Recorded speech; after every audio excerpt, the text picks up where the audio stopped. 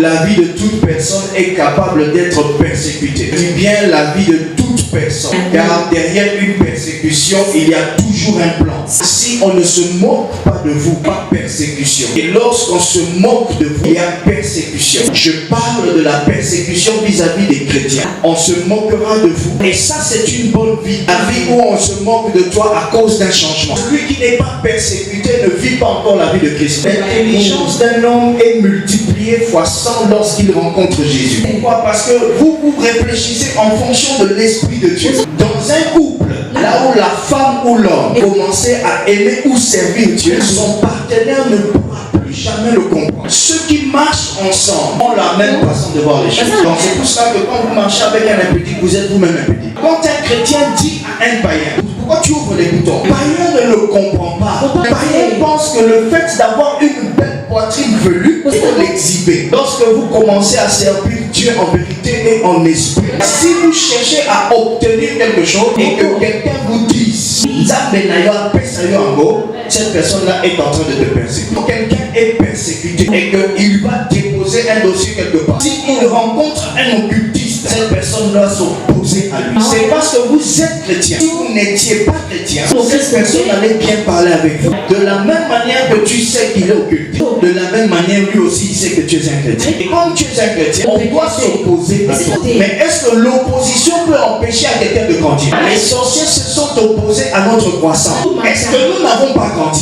Si le jour où seulement tu prends la décision de te détacher du monde, abandonner le monde, veut dire faire sortir de nous ce qui est du monde, l'habitude du monde. Le jour où seulement tu abandonnes d'aller dans une boîte de nuit, les amis avec lesquels tu allais dans la boîte de nuit commenceront à se moquer de toi, à s'opposer à toi. Les amis, quand on vous persécute, c'est seulement parce que vous avez enlevé en vous les habitudes du monde. Dans une conversation, on est en train de discuter. Toi, tu oses dire dans une conversation. Donc, écoutez, la Bible dit que tu commences à parler de cette manière-là.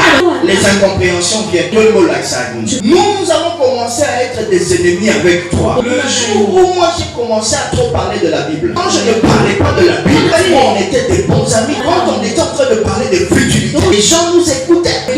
On parle de l'évangile. Les gens n'aiment pas nous écouter. Ils disent des choses mensongères.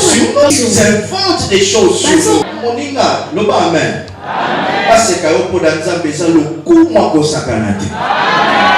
La parole de Dieu ne parle que de Dieu. La parole de Dieu ne glorifie que Dieu. Vous ne pourrez pas vous empêcher de dire la Bible dit, Jésus dit, ou bien Dieu dit. Il est écrit dans la parole de Dieu. Ce genre d'expression, le monde n'aime pas ça. Mais pourquoi en faire un problème? C'est tout à fait normal. Vous serez, comment? Haï de qui?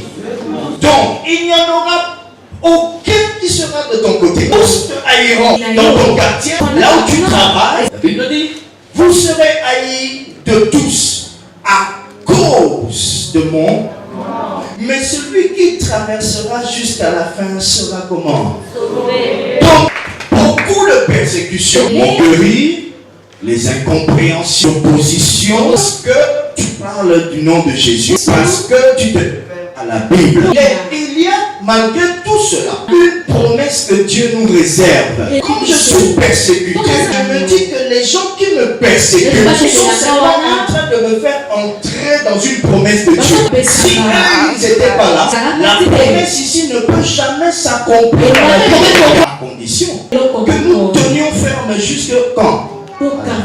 C'est pas la vie des gens qui commencent des chrétiens et après ils finissent païens.